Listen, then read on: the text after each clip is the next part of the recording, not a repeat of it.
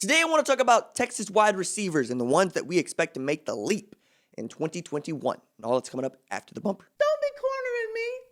Hold up. Time. You gotta help me with that corner shit.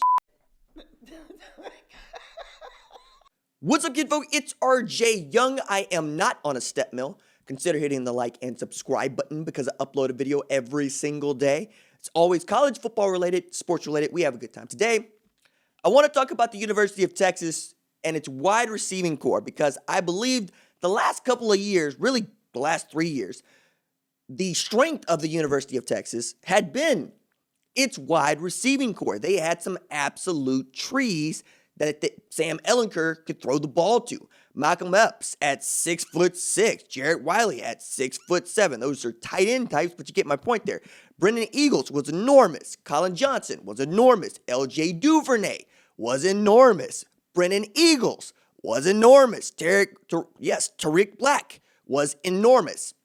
Now, not only are you transitioning away from Sam Ehlinger, who was much more of a power spread quarterback than a passing threat, you're transitioning into a year in which I believe that the strength of Texas football offensively ought to be its running game.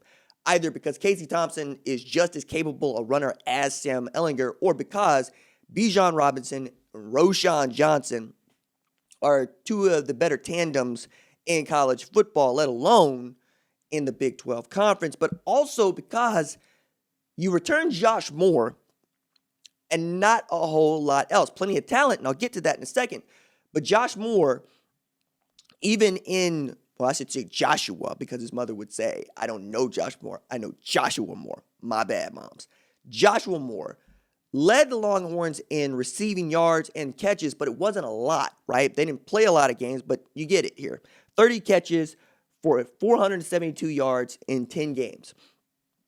That's all it took for the 6'1", 169-pound wideout to lead Texas in receiving last year, in a year in which I expected Tariq Black or, Brendan Eagles to do that. Now both of those guys are gone. Had pretty good pro days. Hope they get drafted. We'll see where that ends up for them. But the guys that you're paying attention to that we know have the talent to go, Jordan Whittington and Jake Smith, but those two dudes both basically play the same position, right? They basically play the slot. You can move them to the outside, but I think they can do more damage for you in the slot, especially if you're going to run a more RPO-oriented offense, like the one that we kind of seen with Steve Sarkisian at Alabama, where the guy in the middle of the field, whether it be Jerry Jeudy playing in the slot or John Mechie playing in the slot, can absolutely go to work on you. It is for the short, fast dude, and Daniel Young. Jake Smith and Jordan Whittington are two of those short, fast dudes that we absolutely like. I also think that the real strength of Texas football next year could be its defense, but we'll get about that in a second.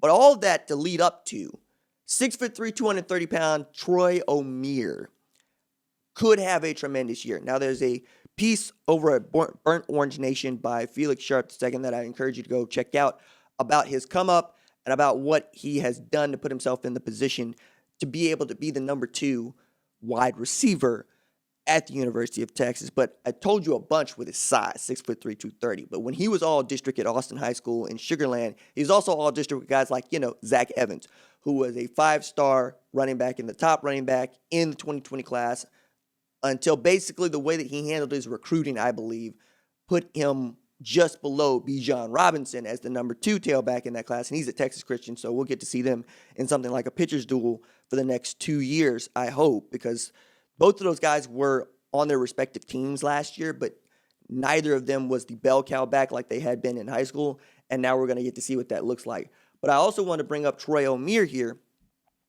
because he's coming off of an ACL injury that he suffered last August, which may or may not have been a blessing in disguise because college football was so sporadic and difficult to nail down unless you were an absolute fan of the game that maybe you didn't want to show out in 2020. If you did, we know who you are. Like, say, Breece Hall in Iowa State, right? Breece Hall becomes the first unanimous All-American in Iowa State history in the best year of Iowa State football ever, winning the Fiesta Bowl against Oregon. Now, in what I believe is going to be the strongest year of college football that we've seen in the modern era, because we have so many super seniors coming back with a lot of experience, a lot of skilled labor, we'll see if Iowa State can continue to do that. But also, again, if you took this year as a redshirt year and you're coming back from injury and you know that they're thin at those positions, this could be a year for you. Again, that is why we're talking about Troy Omeire here, because to watch him on tape is to also watch a guy that can do whatever he wants. This was a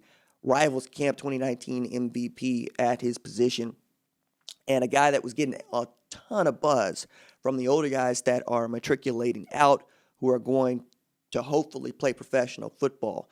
And if Casey Thompson is the guy that we thought he was, and by the guy that we thought he was, I mean the guy that played the second half of the Alamo Bowl that threw 4 touchdown passes in 10 attempts, and 8 of 10, and 2 of those were drops, then they could be a lethal combination, because the whole point of being able to run the football well is to get one-on-one on the outside for your wide receivers. And if you can do that, you can be dangerous. But you got to be able to catch the ball. You got to be able to make big plays. You know you got that with Joshua Moore.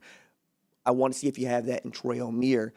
And I've been excited about Troy Omeire for like 3 years now, especially knowing how they've been talking about him in the University of Texas, knowing how we really loved him coming out of high school, and knowing what the battle was like for A&M to try to get him into College Station. And we know that A&M is basically an Alabama win away from playing in a national championship in 21. I really think it's about that. It's going to be Alabama, LSU, or A&M coming out of the SEC West, and that SEC West champ, I believe, is going to give Georgia everything they want in the SEC title game, and we could end up with 2 SEC teams in the college football playoff once again, although I would expect Georgia to beat that SEC West team today.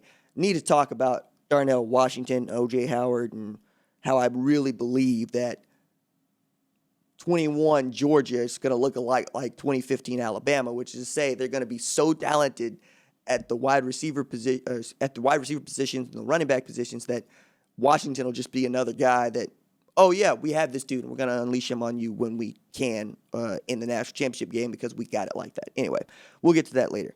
Keep your eye on Troy Omeire. Keep your eye on Casey Thompson, and let's see how this develops. There's a link to Felix's piece in the description below. Deuces.